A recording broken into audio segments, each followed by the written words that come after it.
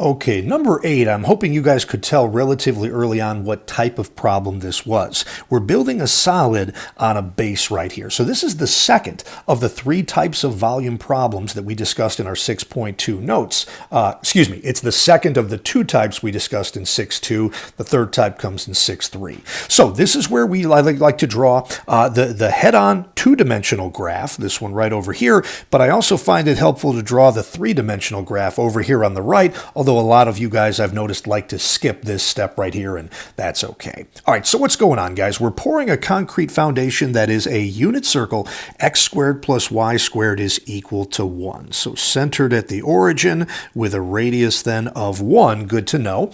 And that's our concrete foundation right there, and we are making vertical cross sections perpendicular to the x-axis. That's really redundant. I don't think they had to say both of those things. Vertical means perpendicular to the x-axis. So, okay, that red chord that I just drew is now going to be the base of one of our cross sections. But in terms of what I'm going to label that, I have to read a little bit further. We are forming equilateral triangles sticking up out of this base. So when I think about an equilateral triangle right here, I generally want to call the bottom of that triangle B for its base. So that's what this is right here. And before we go any further, we need to come up with an expression that tells us how long B is. Well, B is a vertical piece, and of course, they're all different lengths, guys. That base is a little bit longer, this base is a little bit shorter, so B is not constant. It's a variable expression, and we measure it by taking its top border minus its bottom border right there. Okay, so what are we going to do, guys? We're going to take the unit circle equation right here. Oh, and by the way, since our cross sections were running vertically, that means that this is a dx problem. So I want to take this equation here for the unit circle and solve it for x. So, okay, x squared is going to equal a 1 minus y squared. And then, of course, I'll go to take the square root of both sides. But remember, guys, that when we do that, there needs to be a plus or minus in front of that radical here. And that's because a circle is actually 2 different functions. On the top, let me switch colors here. Let me go green with my calligraphy pen here. On the top, this is y equals the positive square root of 1 minus x squared. And on the bottom, this is y equals the negative square root of 1 minus x squared. So when we go to measure B, it's going to be top curve minus bottom curve. So the top curve is the square root of 1 minus x squared, and then minus the negative square root. So that minus negative is just going to become plus the square root of 1 minus x squared. Okay, so B then becomes, I'm adding 2 of the same thing, that's going to be 2 times the square root of 1 minus x squared. That is about as simple as we could make B. All right. Now, over here on the right, again, guys, this is completely optional right here, but we have ourselves a unit circle that looks something like this here. Okay, there you go. And B then, again, is perpendicular to the x-axis, but I want to focus on the idea that that's parallel to the y-axis and looks something like that. Now, what are we actually building out of that? Equilateral triangles. So an equilateral triangle is going to go straight up here in the z direction, and I'm going to connect this to this to the, sure, it looks something like that. There you go. And there's our equilateral triangle. And remember, the fact that it's equilateral means that all 3 sides there have to be congruent. Now, guys, we don't need to reinvent the wheel here because, inadvertently, I don't think I did this on purpose, we actually came across the formula for the area of an equilateral triangle in our 6.2 notes.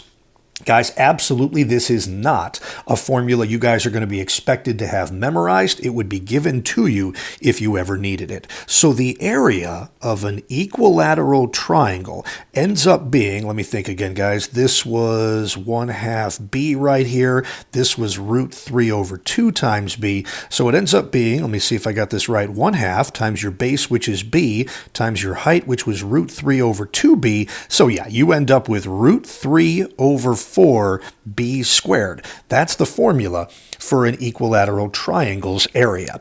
And remember, we're integrating with respect to x, so we need to express this b in terms of x And that's where we did all this work right here. So area now, as a function of x, is going to begin with this root 3 over 4, but instead of the b getting squared, it's going to be this, 2 times the square root of 1 minus x squared, quantity squared. And I think we could probably clean that up a little bit. All right, let's move along with this one here, guys. Again, this is a monomial squared. There's no plus or minus in here, so each of these things gets squared. That 2 squared is going to make a 4, and when I multiply that by root 3 over 4, very conveniently, the 4s are going to cancel, and I just get a root 3 there. And then the square root of 1 minus x squared squared, well, the square and the square root cancel, and I just get the binomial of 1 minus x squared. Now, I could distribute that, but I actually think that's counterproductive. That, I think, is as good as my area formula is about to get, so let's find volume now. This is going to be a definite integral, we said a while ago, taken with respect to x, of this formula right here. So I'll pull that root 3 out in front, just in case I ended up doing this by hand. My integrand is just, oh yeah, this isn't that bad, just a 1 minus x squared, that's it. And the limits of integration are the lowest and highest values of x in this region. Now, as I go back to this graph right over here, we can see that this region begins right here at x equals -1 and ends right here at x equals +1. So I definitely could integrate this from -1 to 1, but I'm going to take advantage of the symmetry of this region here, guys. I'm just going to do half of it and then simply double my result. I say that because I think I want to do this one by hand. So I'm going to go from 0 to 1, but I got to cram a 2 out in front of all that. Now, if you were going to do this on the calculator, there's no point in doing half the region and doubling it, and there's really no point in pulling out that root 3. But as it is right now, just because I enjoy the challenge here, I want to see if I can get this right. So we've got a 2 root 3, and then the antiderivative of 1 minus x squared is going to be an x minus a 1/3 x cubed, all going from 0 to 1. And guys, I know you think I'm nuts here. I actually think this is faster and easier than typing it into the calculator. Putting a 1 in here, we're going to get a 1 minus 1/3. Okay, and then minus putting a 0 in here, yeah, both of those terms are going to end up being 0, so this really isn't that scary. The 1 minus 1/3 is 2/3. Multiplying the 2/3 times 2 root 3, I believe we're going to get a 4 root 3 over 3, and I think that's our answer here, guys, for problem number, I cannot remember what problem number this was, number 8, 4 root 3 over 3. And I'm going to just sneak a quick look at the solutions manual right here. Where did it go? Yep, 4 root 3 over 3. That's the correct answer there for problem number 8.